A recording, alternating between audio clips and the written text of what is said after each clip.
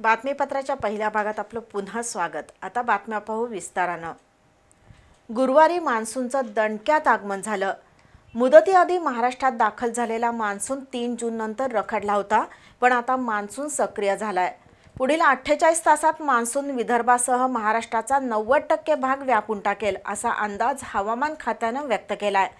पुढील 2 दिवस कोकणात अतिमुसळधार तर पुणे, नाशिक, कोल्हापूर, सातारा घाटमाथ्यावर विजांसह जोरदार पावसाचा इशारा देण्यात आलाय। 16 जून नंतर वादळी वारे कमी होतील आणि मान्सूनला नियमित सुरुवात होईल असा अंदाज आहे। गेले 2 आठवडे विश्रांती घेतलेल्या मान्सूननं गुरुवारी जोरदार एंट्री केली। कोल्हापूर जिल्ह्यात गुरुवारी अति मुसळधार पाऊस झाला। पावसाच्या बरोबरीनं विजांचा कडकडाट होत असल्यानं मान्सूनचं रौद्ररूप पाहायला मिळालं।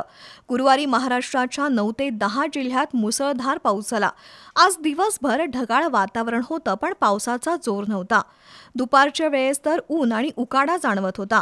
दरम्यान पुढील 2 दिवसात मान्सून गतिमान होईल आणि संपूर्ण विदर्भ व्यापून टाकेल अशी माहिती हवामान खात्यानं दिली आहे। पुढील 2 दिवस कोकणात अति मुसळधार पावसाची शक्यता असल्यानं रायगड, सिंधुदुर्ग, रत्नागिरी जिल्ह्याला रेड अलर्ट देण्यात आलाय, तर मुंबई, ठाणे, कोल्हापूर, सातारा, सांगली, पुणे या जिल्ह्यांना ऑरेंज अलर्ट आहे।